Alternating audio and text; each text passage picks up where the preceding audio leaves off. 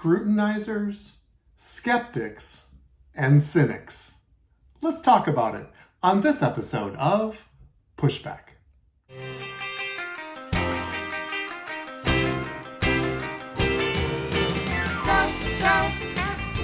Go, Jonny, go, go. Go, Jonny, go, go. Go, Jonny, go, go. If you're concerned about the direction our culture is heading, then maybe it's time to push back. Hello, my dear listeners. Welcome to Pushback. I'm Dr. Jonny. Our goal every week is to talk about relevant cultural things that affect us as believers and ambassadors of heaven here on this earth, and also just give you the language to speak to the world, to engage the world. We are not here on this earth to go in the fetal position and dig a bunker and remove ourselves from the world. We're actually here to impact the world, to bring real change, and to set the culture. That's what we're here for. And I want to talk about, on this podcast, 3 words. What it means to be a scrutinizer, a skeptic, or a cynic. These are big words. We use them sometimes interchangeably. Don't always know exactly what they mean, but I want to dissect the word, not to the point of like Plato and Socrates. Some of these things are rooted, these words are rooted in deep philosophical, even Greek culture. I don't really want to go back that far, but I want to know just real practically what they mean, and are we using the words right? And how do we apply these words to ourselves? Are they appropriate words for us to be and to use here on this earth when we're dealing with these cultural topics? I just had a couple podcasts about climate change. It's a great example, and I'm going to come back to that and sort of apply these words to that topic, for instance, as well as others. So I believe the 3 words, scrutiny, to be a skeptic or a cynic, I believe that a couple of these words can be quite dangerous. I believe that one of these words could be healthy if we use it correctly. So I want to talk about the word scrutiny. Now, scrutiny is when you look at something really closely, like when you are checking a test for mistakes. You're scrutinizing it. It means to examine, to search for, to surveil, to keep a close watch over.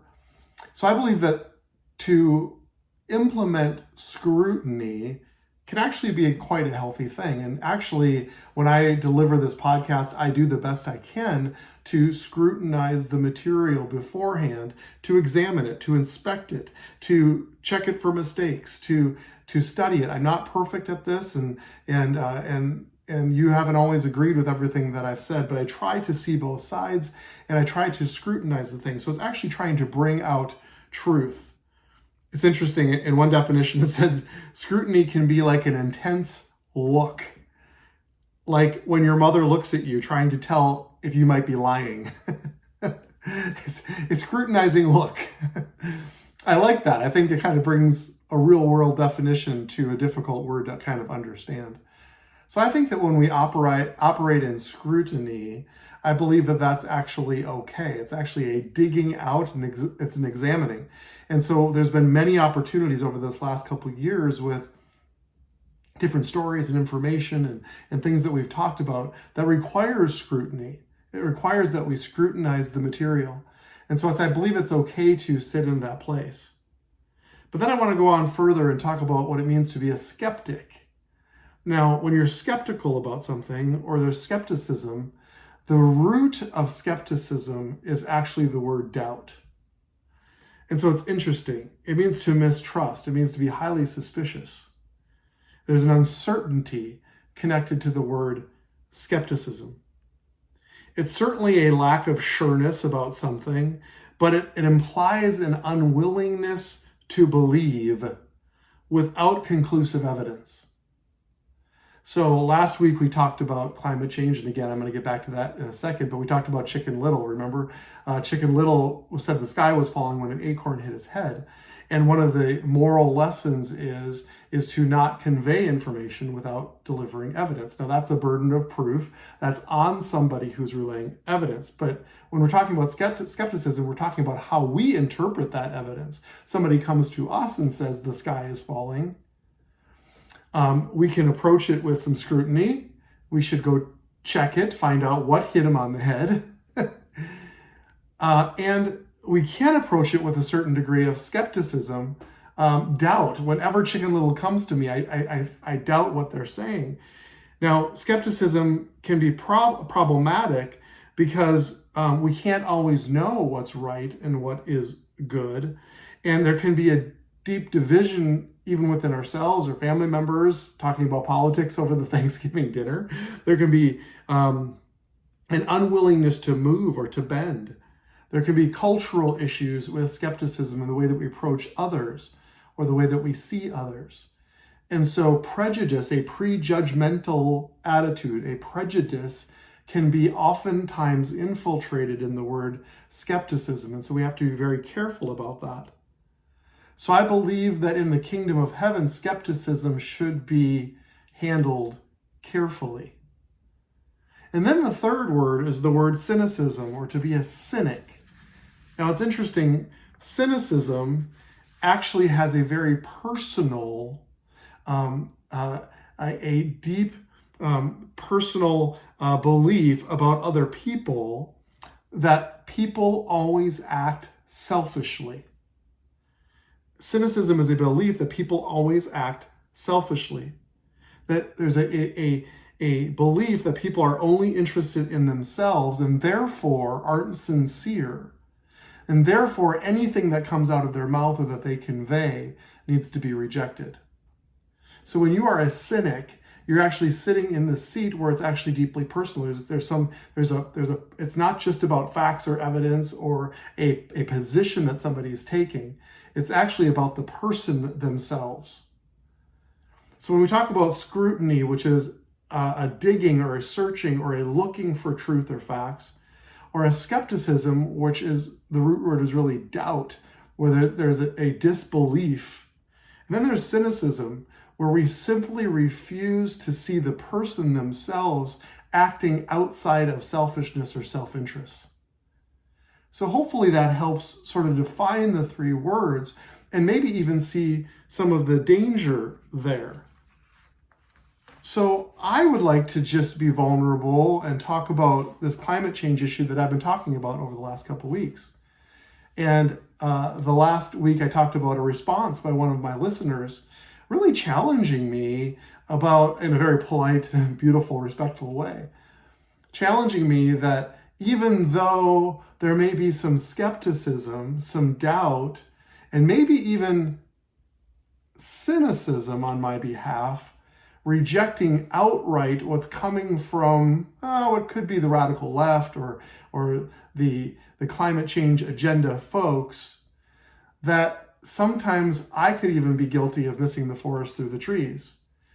And so this listener challenged me on the behalf of, just because there may be some motives that you are questioning, maybe even some selfish motives, and because of that, it's possible that I'm approaching this topic as a cynic, or at the very best, a skeptic, where I doubt that what's coming from that group of people could actually be true. And so I've received that challenge. I take that as a personal challenge to me. And I can approach it just from a place of scrutiny, and that's what I tried to do, but maybe didn't do it perfectly. If I just scrutinize the science, I can come to a conclusion that their scientific claims are actually lacking. And I believe that's completely valid. Even as a Christian, even as somebody who's sitting in this seat, saying that I believe that the climate change claim that the sky is falling is oversold. And because of that, I think we need to not take such drastic, huge measures until we really know what we're dealing with. I can approach that from a place of scrutiny. As soon as I cross over and say, okay, there is greed at play, there is an extra measure of bias that's implicit in the climate change conversation. And because of that, I am super skeptical of anything that comes from that group of people. Or I could even go further and say, because it's all selfishly motivated, I can just simply be cynical of anything that's said about the environment or the climate and simply go on with life and ignore it. And that's really what I believe my listener was challenging me on. She was actually saying there is so much concern about the environment everywhere you see it that we can't or should not completely dismiss what some scientists are saying is a real problem because we can see it with our own eyes. And I received that correction. I received that. It actually allowed me to dig into a little bit of what I was doing. Was I just scrutinizing the information, or was I being skeptical or cynical? And I don't want to be a podcaster, even though it's more interesting sometimes to be kind of snarky about all of these issues. I don't want to be a cynic because there could be some things coming out. And I believe, and hopefully this won't offend you too much, I believe that not all of the people who are promoting climate change are coming from a sinister place or from a selfish place. I believe there are sincere people who care about our world and about our climate that actually want to see real change. And that I can respect. And that's what this podcast is all about, is about having conversation with honor and respect towards each other. My family had a chance to vacation down in Galveston, Texas. We just wanted to get to the beach, and we were celebrating one of our children's high school graduation. And so we went for several days on the beach at Galveston.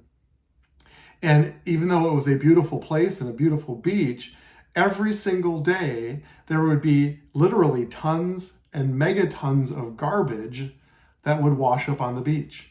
I've never seen it. It was more of an urban type beach setting. But by the end of the several days we were there, it was almost oppressing.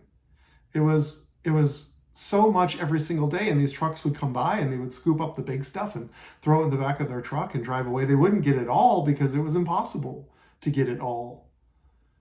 And to my listener's point, you can see it with your own eyes. There's something wrong when people are literally dumping garbage into the ocean.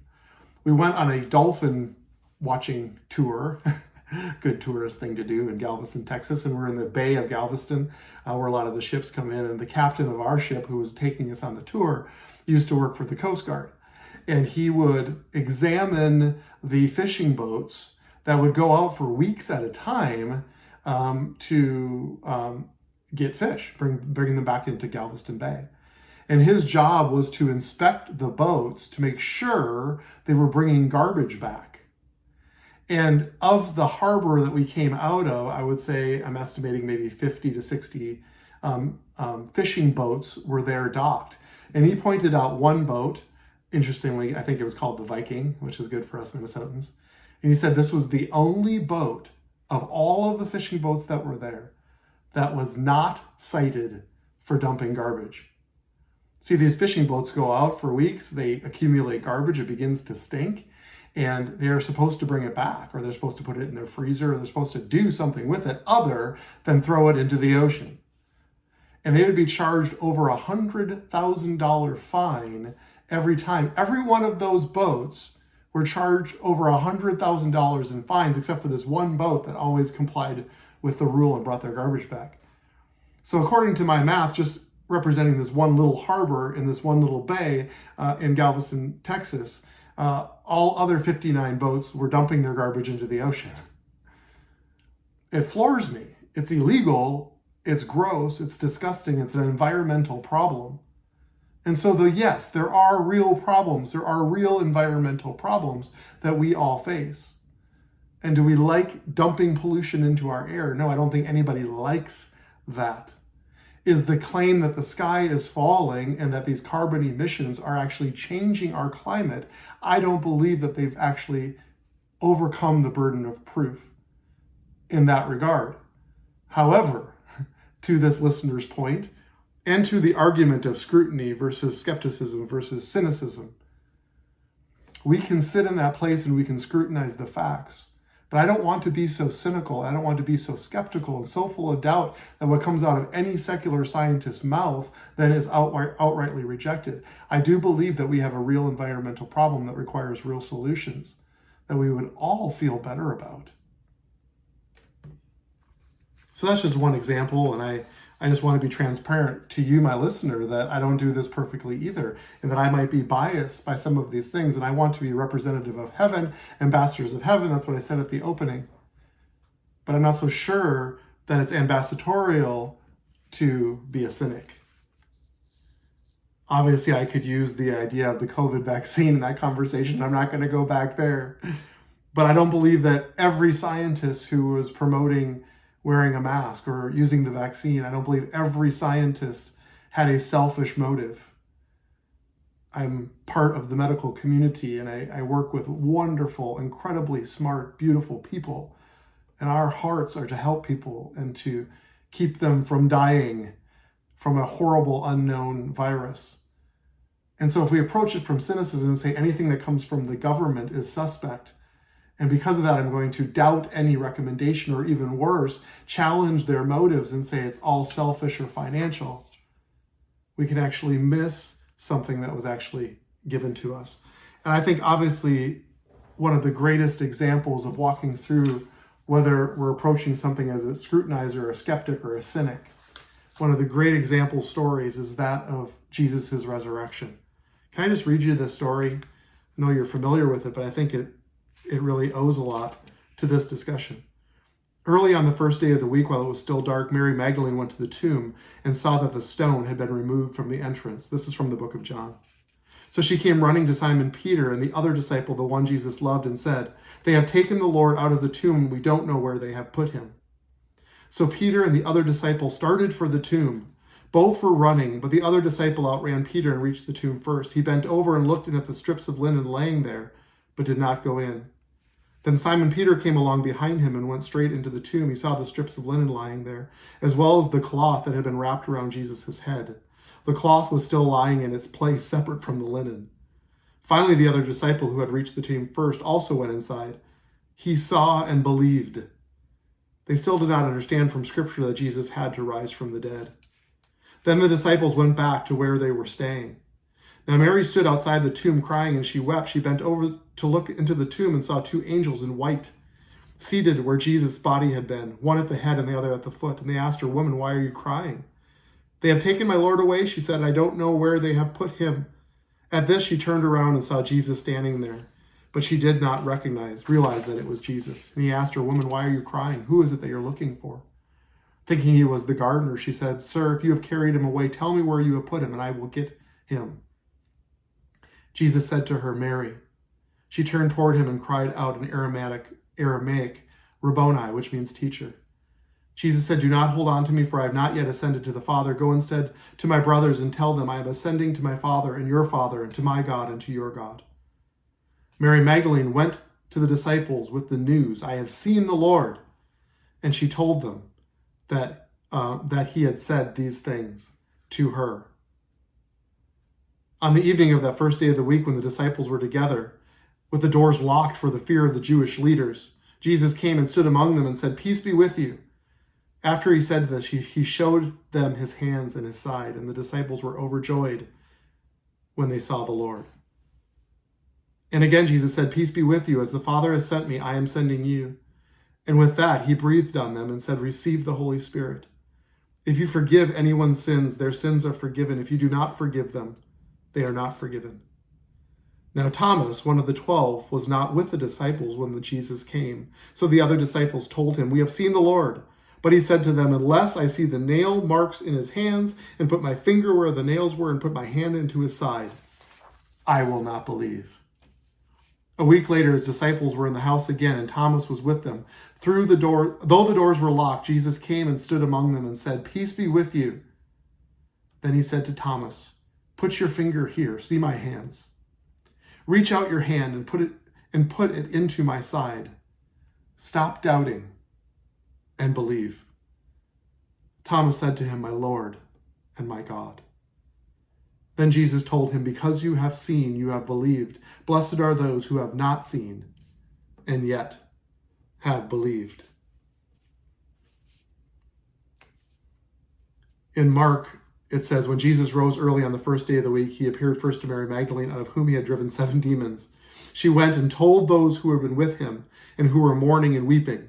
When they heard that Jesus was alive and that she had seen him, they did not believe. In Luke, it says, when they came back from the tomb, they told all these things to the 11 and to the others. But they did not believe the woman, because their words seemed to them like nonsense. Peter, however, got up and ran to the tomb. Bending over, he saw the strips of linen lying by themselves, and he went away, wondering to himself what had happened. What a great demonstration of the human reaction to information. They probably deep down in their wanter, they wanted this really badly. But the information that this woman gave them, that she ran back and said, they simply did not believe. They were skeptical. Skepticism is tied directly to belief. It's interesting, except for two of them ran to the tomb to verify the information.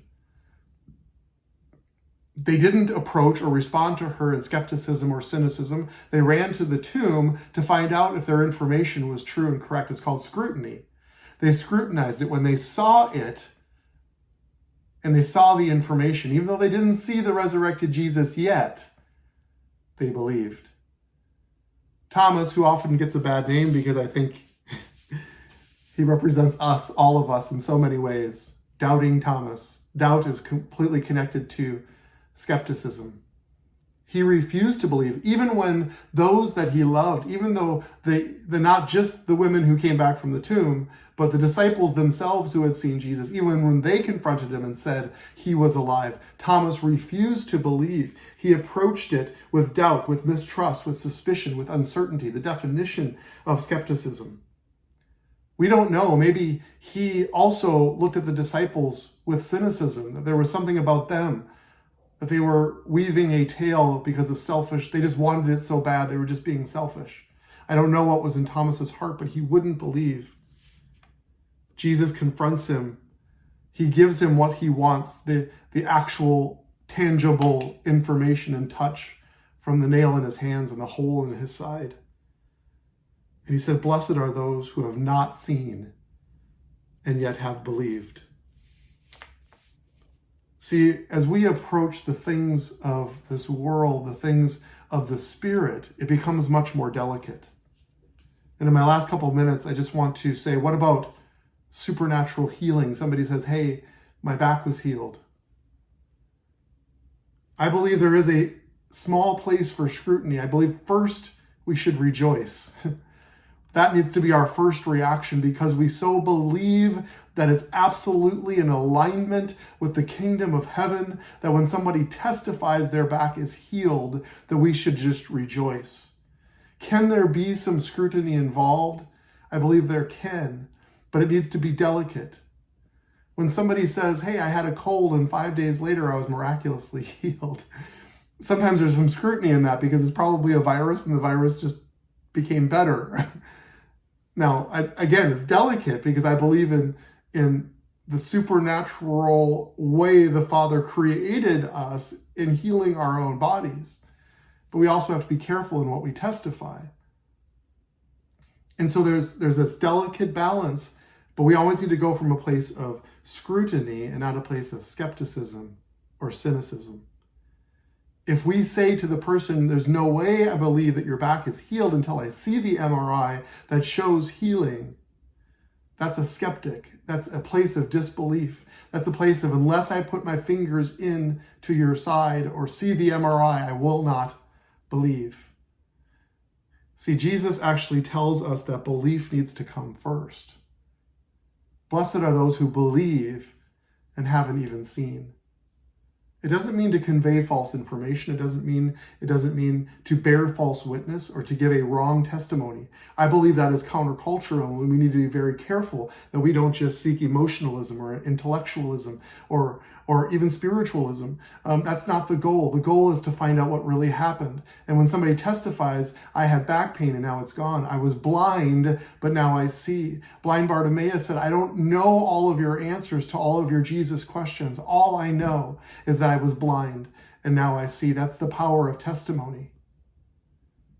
And the Pharisees were cynical because they said, clearly this man was set up, or this was a hoax.